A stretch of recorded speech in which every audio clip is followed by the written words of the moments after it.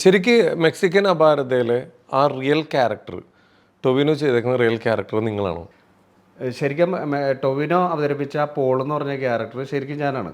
അതായത് മഹാരാജാസ് കോളേജിൽ 2010 KSന്റെ college union ചെയർമാനായിട്ട് ജയിച്ചത് ഞാനാണ്. അപ്പോൾ ടോമുമ്മട്ടീനെ എനിക്ക് നേരത്തെ അറിയായിരുന്നു. ഞങ്ങളൊരു സിനിമയുടെ ഷൂട്ടിങ്ങുമായിട്ട് ബന്ധപ്പെട്ട് ഒരുമിച്ച് അഭിനയിച്ച ആൾക്കാരാണ്. ആ സിനിമ പുറത്തിറങ്ങിയില്ല. അതിന് ശേഷമാണ്, ആ സിനിമയ്ക്ക് ശേഷമാണ് ഞാൻ മഹാരാജാസ് കോളേജിൽ വരുന്നതും അതേപോലെ തന്നെ ചെയർമാൻ ആവുന്നത്. അപ്പോൾ ടോമുമ്മട്ടി വേറെ ഒരു സബ്ജക്റ്റ് ആയിട്ട് സിനിമ ഓണാക്കാനായിട്ട് നടക്കുന്നുണ്ടായിരുന്നു. പക്ഷെ അത് റെഡി ആയില്ല. അപ്പോൾ അത് റെഡി ആവാതെ വന്നു കഴിഞ്ഞപ്പോൾ ഇങ്ങനെ ഞങ്ങൾ ഇടയ്ക്ക് ഫോൺ വിളിക്കുകയും സംസാരിക്കുകയും സിനിമയുടെ കാര്യങ്ങളൊക്കെ സംസാരിക്കുകയും ഒക്കെ ചെയ്യായിരുന്നു. അങ്ങനെ ഒരു ദിവസം പുള്ളി എന്നെ കാണാൻ വരികയും അങ്ങനെ മഹാരാജാസ് കോളേജിന്റെ ഫ്രണ്ടിൽ വെച്ചിട്ട് പുള്ളി വന്നിട്ട് ആണ് എന്നോട് പറഞ്ഞേടാ, നീ നിന്റെ ലൈഫ് സ്റ്റോറി നമുക്ക് ഈ സിനിമയിലേക്ക് എടുക്കാം എന്ന് പറഞ്ഞിട്ടാണ് ഇത് ഇതിലേക്ക് വരുന്നത്. ശരിക്കും അന്ന് ടോമുമ്മട്ടി വരുമ്പോൾ ഒരു മെക്സിക്കൻ അപാരത എന്ന് പറഞ്ഞ ടൈറ്റിലുള്ള വേറൊരു സ്ക്രിപ്റ്റ് ഉണ്ടായിരുന്നു. അത് ശരിക്കും ജൂഡ് ആന്റണിന്ന് ടോമുമ്മട്ടി ഒരു സ്ക്രിപ്റ്റ് വാങ്ങിച്ചായിരുന്നു. അതൊരു ക്യാമ്പസ് സ്റ്റോറി തന്നെയായിരുന്നു.